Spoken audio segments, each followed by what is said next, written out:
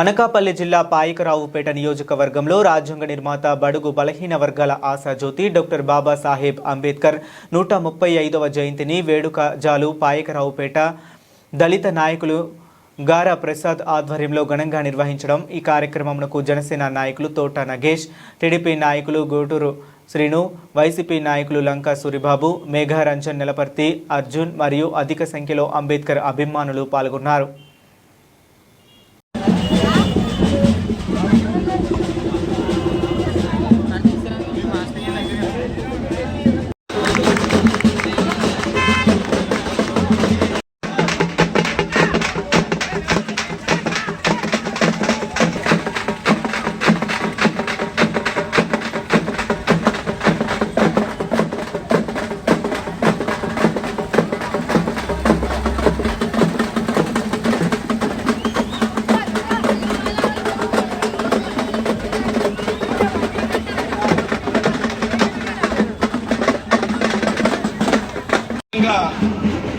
Doctor Babasaheb Ambedkar గారు రాసిన రాజ్యాంగం వల్ల ఈవేళ మన దేశం సక్రమంగా నడుస్తుంది।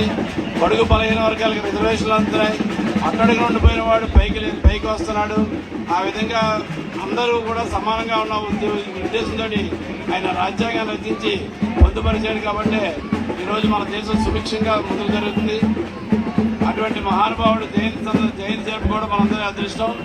నాకు ఈ అవకాశం కల్పించిన పెద్దలందరూ కూడా ధన్యవాదాలు తెలియజేసుకుని సెలవు తీసుకుంటున్నాను। పేద బడుగు బలహీన వర్గాల ఆశాజ్యోతి అయినటువంటి బాబాసాహెబ్ అంబేద్కర్ గారు 135వ జయంతి సందర్భంగా ఏర్పాటు చేసిన ఈ కార్యక్రమానికి గత కొన్ని సంవత్సరాలుగా పాయకరావుపేట గ్రామంలో గారా నూకరాజు గారి కుమారుడు గారా ప్రసాద్ గారి ఆధ్వర్యంలో ఈ అంబేద్కర్ వేడుకలు ఎంతో ఘనంగా నిర్వహించుకోవడం ఆనవాయితీగా వస్తుంది। మరి ఈ కార్యక్రమానికి ఆయన అధ్యక్షతన ఈరోజు ఆయన కుమారులు ఎంతో ఘనంగా ఈ ఏర్పాట్లు చేసుకోవడం, అలాగే పాయకరావుపేట మండలంలో ఉన్న పెద్దలందరూ ముఖ్యంగా మేఘరంజన్ గారు, నెలపతి అర్జున్ గారు, మూర్తి గారు, సూరిబాబు గారు, అలాగే లంకా సూరిబాబు గారు, అలాగే రమేష్ గారు, మన సుబ్రహ్మణ్యం గారు, మన జైలు తెలియజేస్తూ ఉన్నాను। పెద్దలు నగేష్ గారు చెప్పినట్లు అంబేద్కర్ని ఒక కులానికి ఒక మతానికి అంటగట్టకుండా ఆయన మన దేశానికి రాజ్యాంగాన్ని ఇచ్చినటువంటి వ్యక్తి గోడలో ఉంది అంటే, మన ఓటు హక్కు ఉంది అంటే, మహిళలకు రిజర్వేషన్ ఉన్నాయంటే, ఎస్సీలకు రిజర్వేషన్ ఉన్నాయంటే, బలహీన వర్గాలకు రిజర్వేషన్ ఉన్నాయంటే ఇదంతా కూడా బాబాసాహెబ్ అంబేద్కర్ గారి దయ వల్ల జరిగింది।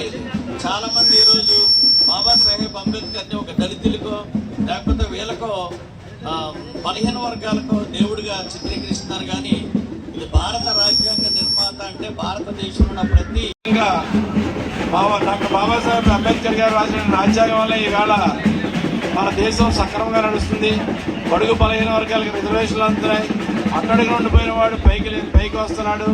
ఆ విధంగా అందరూ కూడా సమానంగా ఉన్న ఉద్దేశంతో ఆయన రాజ్యాంగాన్ని రచించి పొందుపరిచాడు। కాబట్టి ఈరోజు మన దేశం సుభిక్షంగా ముందుకు జరుగుతుంది। అటువంటి మహానుభావుడు జయంతి జరుపుకోవడం మనందరి అదృష్టం। నాకు ఈ అవకాశం కల్పించిన పెద్దలందరూ కూడా ధన్యవాదాలు తెలియజేసుకుని సెలవు తీసుకుంటున్నాను।